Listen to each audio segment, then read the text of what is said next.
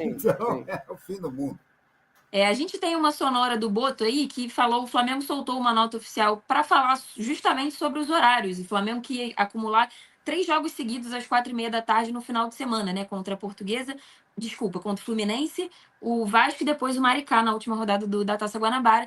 E aí a Globo mudou, instantes antes do Flamengo publicar essa nota, a Globo já mudou, já pediu essa mudança de horário e a FERJ já publicou a mudança do horário do jogo contra o Vasco. Então o Flamengo reclamando disso porque tá ouvindo, assim, internamente reclamações dos jogadores, da comissão, por conta do cansaço, né? Inevitável cansaço que todo mundo fica e é difícil para todo mundo. Então a gente tem uma sonora do José Boto aí falando um pouco sobre essa reclamação do Flamengo.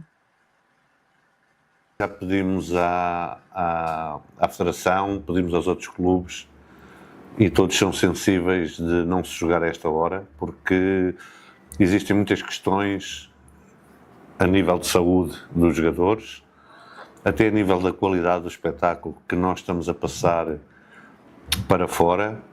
Eu lembro-me quando estava na Europa, via muitos destes jogos que eram a esta hora e nós questionávamos se é esta intensidade que se joga no Brasil, e acho que estamos a passar uma imagem que não é a real imagem, nem o potencial que o futebol no Brasil tem. Temos também questões de que não vamos utilizar os melhores jogadores sempre como seria bom para o espetáculo, não os vamos utilizar porque não podemos matar os jogadores numa fase tão precoce da época e sujeitá-los a jogar a temperaturas que não são indicadas para se jogar futebol. É impossível jogar-se a uma intensidade razoável com esta temperatura. É óbvio que é um problema de todos os clubes, ninguém pode jogar ao seu melhor nível, jogando sob temperaturas que muito provavelmente no relevado, no gramado, serão à volta de 45, 50 graus, a temperatura do solo.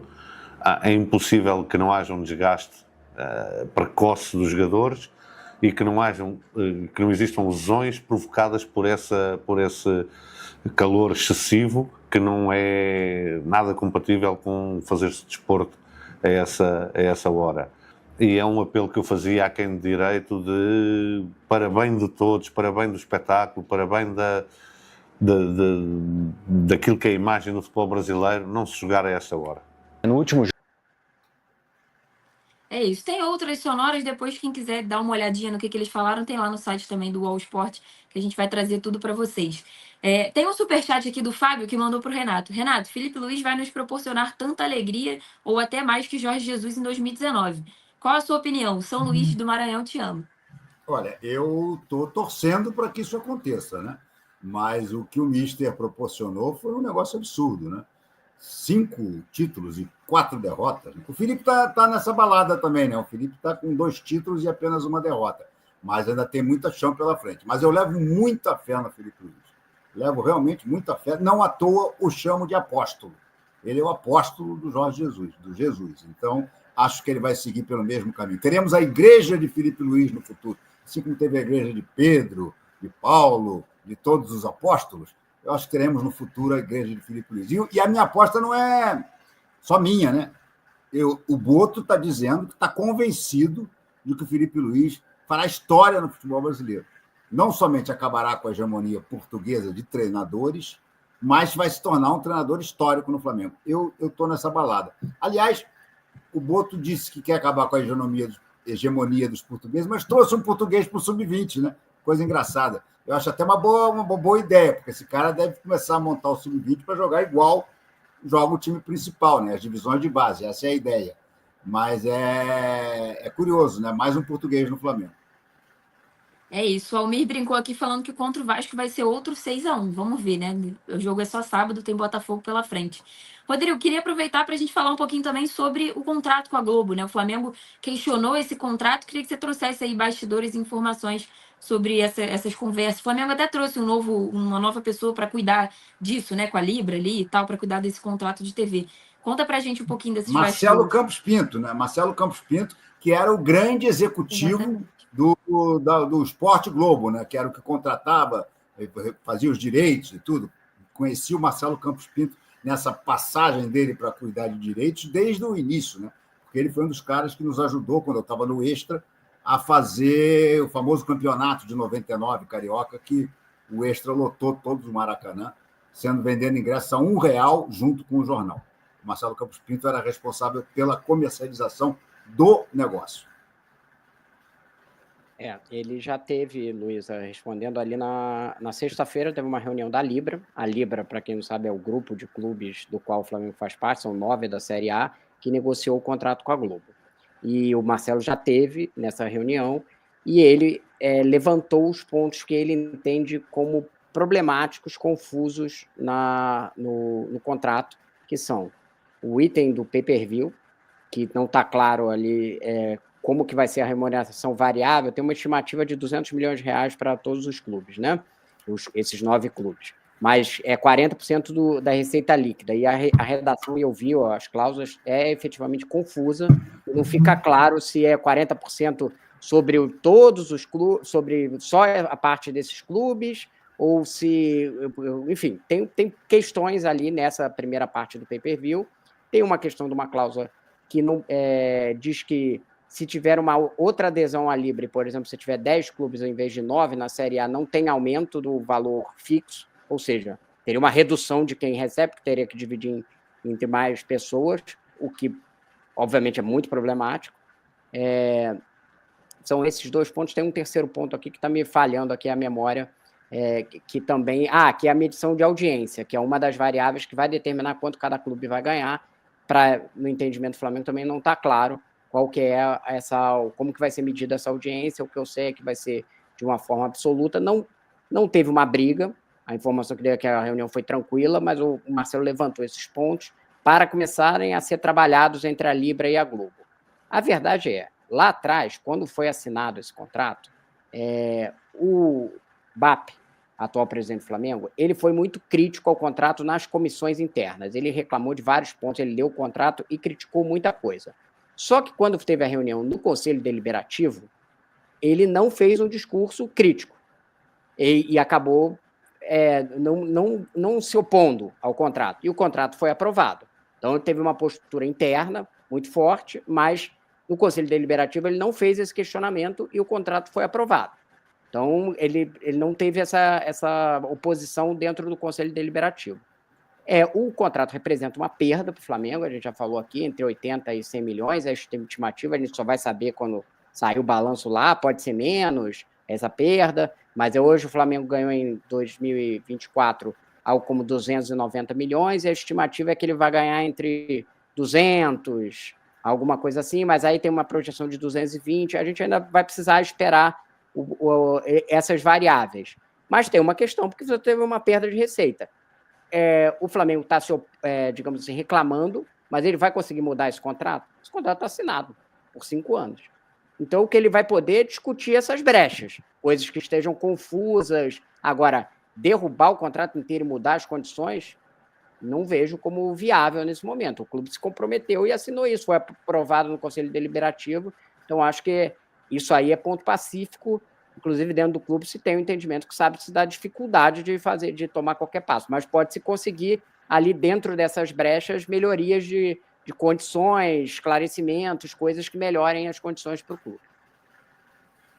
Eu lembro que quando a gente foi entrevistar o BAP, né, antes da eleição, ele falou bastante sobre isso, criticou também, mas enfim, é um tema que vai durar aí mais algum tempo, enquanto o Flamengo puder ver, até porque a nova diretoria chegando, né, agora que está tendo contato com tudo exatamente como estava, enfim, isso ainda vai render. A Maria falou Esse assim... ano, Luiz, pode falar, só para complementar, o impacto não deve ser tão grande porque tem o Super Mundial. Quer dizer, vai ter um impacto, mas como você tem um Super Mundial que vai gerar uma receita que ainda não se sabe, mas é uma receita significativa, é bem possível que ele cubra esse gap. Mas aí, a partir do ano seguinte, já não tem Super Mundial, né? Aí também vai depender do que o Flamengo vai jogar, se vai jogar, sei lá, um Mundial de Clubes, né? Sei lá, enfim, outras competições, e aí vai pesar no bolso em algum momento. A Maria falou, aí Renato, vou jogar para você, já é outro tema. Fico preocupado do Flamengo abrir mão de jogadores jovens como Alcaraz e Lohan e ficar contratando os mais velhos. Isso pontualmente tudo bem, mas está demais. Você acha que o Flamengo está envelhecendo muito o elenco, contratando muitos jogadores velhos? Ou você acha que está balanceado, está tudo certo? Não, o elenco do Flamengo não é um elenco jovem, né? A verdade é essa, ele não é um elenco jovem. O Danilo e o Alexandre, por exemplo, são jogadores já com 33 anos. O Bruno Henrique é um jogador de 33 para 34 anos. A Arrascaeta é outro jogador ali, trintão também. Não é um elenco jovem, não. Tudo bem, você tem o Wesley, você tem quem mais? Tem poucos jovens, é um elenco rodado, é um elenco antigo. Acho que sim, deveria ter mais jovens.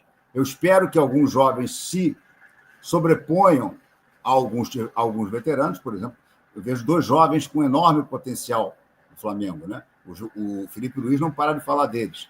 Um é o Pablo Lúcio, que é um volante, e o outro é o João Vitor, que é um zagueiro. Não entendo até por que o Felipe prefere jogar com o Cleiton e não com o João Vitor. Eu acho que o mais correto seria botar o João Vitor do lado direito e empurrar o Léo Ortiz para o lado esquerdo, onde ele jogou anos a fio com o Fabrício Bruno e onde possivelmente jogará o dia que fizer dupla com o Danilo. Mas sim, o elenco está um pouco envelhecido, sim. Agora, vamos falar dos jovens que saíram. O Lohan não conseguiu se firmar em momento nenhum. Né? O Lohan, acho que até para a carreira dele, é bom ele dar uma saída do Flamengo, porque no Flamengo não conseguiu. Foi muito bem nas bases, mas sempre que, tirando aquele jogo com o Corinthians, é um jogador que não tem nada a ver com o talento que a gente vê na base. E fala-se um pouco de comportamento extracampo, tá? Então, eu acho que sim, eu acho que o Lohan, para ele, é melhor sair mesmo. E o Alcaraz é a questão do preço, realmente. O Flamengo, com um caixa meio apertado e tudo, poder se livrar de um custo altíssimo que ia ter por causa da compra do Alcaraz pelo Southampton, o jogador mais caro do Flamengo, né? Eu acho que faz sentido. Mas entendo essa preocupação de quem está achando o Flamengo um time com um elenco veterano. Eu não sei qual é a média de idade do Flamengo, mas deve estar muito próxima de 30 anos. O Eduardo lembrou aqui, falou, Wesley vai ser vendido, vão trazer alguém à altura? Calma, torcedores, calma. Que, segundo ouvi no Flamengo algumas vezes, nenhum titular vai ser vendido nessa janela de agora, até porque as principais ligas já fecharam a janela e tudo mais. Só no meio do ano. Aí, pós-mundial, o Flamengo sabe que algumas situações talvez não tenha como segurar, que é o caso do Wesley, enfim, que vai se valorizar, se continuar jogando como está jogando, vai se valorizar e fica insustentável também, até porque ele tem o sonho de jogar na Europa, enfim, vai ficando mais complicado. Mas aí calma, muita calma nessa hora. Luiz, aí a gente vai ver se realmente o trabalho do Zé Boto e da sua comissão, como scout, da turma dele de scout, é bom. Porque o Flamengo sabe que vai vender o Wesley no meio do ano. Né? As chances são de 90%, vai. Só se acontecer alguma coisa de ruim com o Wesley, não jogar bem o Mundial. Desde já o Flamengo tem que estar procurando um lateral direito, gente. Um ótimo lateral direito. Renato, vai ganhar um bocado de dinheiro, né? Nessa primeira janela, ficou claro, ainda não foi implantada essa metodologia que mudaria a cara das contratações do Flamengo, né? Você teve pontualmente o Juninho, que era fora de radar, mas o próprio Boto reconheceu que ali foi uma coisa que ele, o Felipe Luiz, conheciam o jogador, mas não foi uma coisa, o scout achou e tal. E o Danilo e o Jorginho são jogadores óbvios, podemos dizer assim, né? De qualidade e óbvios, né? Então eu acho que esse tipo de contratação surpreendente, fora do radar, achar um jovem ali na América do Sul, em outro continente que supra e seja desenvolvido, que é o que o Boto fez em outros clubes, acho que a gente vai ver isso mais para frente. Até agora não foi o que mas tem 6 meses, né? Tem 6 meses para ver isso. Então, agora ele já vai montar o scout dele. O scout do Flamengo não era ruim, né? Vamos ser sinceros aqui. Tem essa coisa de ficar dizendo que tudo era ruim. O Flamengo tinha um índice de contratação na gestão anterior muito bom. A maior parte dos jogadores que chegaram no clube deram certo. Teve alguns pontualmente que não deram certo, mas a maioria das contratações que teve um gasto firme deu certo. Tá em processo. O Flamengo tá em processo dessa mudança aí para deixar tudo com a cara do José Boto, que chegou para ser o homem do futebol. Um último tema aqui para a gente comentar. O Flamengo, nesse último sábado, completou 6 anos da tragédia do Ninho do Urubu, né? E a gente viu uma mudança de postura do Flamengo como um todo com relação a esse tema. Se na diretoria antiga se falava pouco, né, sobre isso, agora a atual diretoria se aproximou, chamou as famílias para o Ninho do Urubu. Eu ouvi que foi bem elogiado também essa postura do Flamengo. Estava o José Boto lá, estava o Felipe Luiz também. Eles estavam ali na concentração, né, pré-jogo. Foram a família do Bernardo e do Christian, os pais, né, deles. E também os outros puderam assistir online a cerimônia. Quem não mora no Rio, né, muitos deles não moravam no Rio de Janeiro, as famílias e tal, e puderam assistir de alguma maneira, estar presentes ali, né, entre aspas. Renato, o que você acha dessa nova postura da diretoria? O que falta também nesse tema? A diretoria fez um acordo com a família do Christian Smério, mas o que falta também? Como o Flamengo pode melhorar ainda mais esse assunto para que a memória desses garotos não seja esquecida? Olha, eu acho que o Flamengo fez o mínimo que era obrigatório, né? Coisa que o Landim não fez. O Flamengo tratou com dignidade a família do último jogador que não tinha feito acordo, do Christian Smério, né, o goleiro. A diretoria anterior tratou o assunto de uma maneira muito fria, muito impessoal, indigna do que aconteceu. Uma tragédia com jogadores dentro do ninho, jogadores que foram para lá cheios de sonhos e saíram num caixão. Então, acho que a postura, talvez a pior postura do Landim, nos 6 anos de mandato dele, tenha sido justamente o tratamento diante dessa tragédia. O BAP,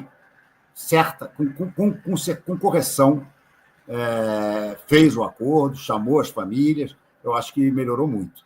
Agora, tem que tratar como sempre, isso tem que estar na memória, né? Dizem que vão fazer um monumento para os meninos, eu acho que seria espetacular você fazer um monumento no Ninho do Urubu, sabe? Na parte das divisões de base, para que esses meninos nunca mais sejam esquecidos.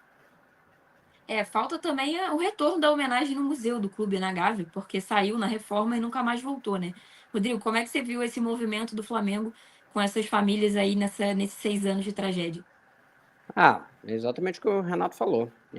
Assim, não era um problema da gestão anterior, um erro, uma falha, porque já era para ter trazido essas famílias para dentro do clube, para elas, no sentido delas se sentirem parte do que o clube se preocupava com aquilo e que o clube estava com elas, junto para o que desse vier, e que os filhos delas fazem, né, parte da história do Flamengo.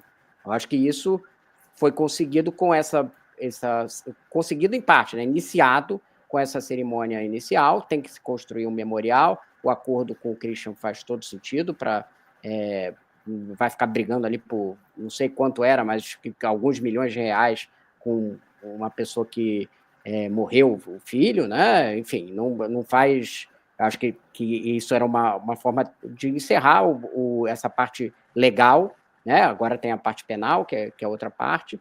Então, eu acho que tem que tratar como a gente vê, por exemplo, o Liverpool tratando a tragédia dos torcedores dele que morrem os 100. Como tem lembranças constantes, cerimônias constantes nas datas, que levam as pessoas que de alguma forma estavam envolvidas na tragédia, que o clube, como comunidade, lembra constantemente daquela tragédia. É dessa forma que se começou a fazer, então é um acerto dessa atual diretoria, mas que tem que se manter.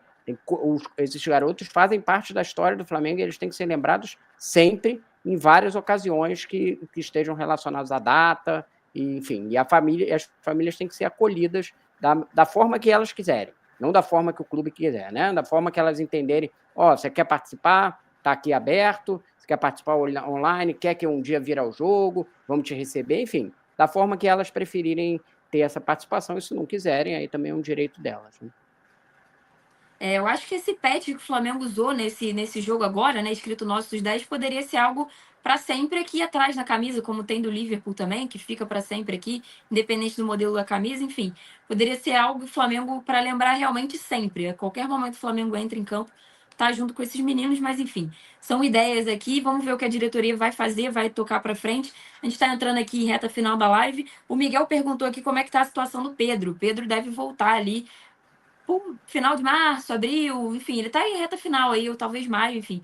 depende muito aí do como é que vai ser essa reta final dele, até porque ele vai fazer a transição ali ainda para o campo, para voltar aos treinos. Tem que ser algo muito devagar, porque é uma lesão muito grave que ele teve, então não adianta apressar muito o processo. Mas o Pedro está se recuperando muito bem e até surpreendendo os médicos, né, e tal, abaixando um pouco esse tempo dele de retorno. Renato, muito obrigada pela sua participação. Até semana que vem. Tchau, valeu. Tchau, Rodrigo. Rodrigo. Tchau, Luísa. Tchau, todo mundo.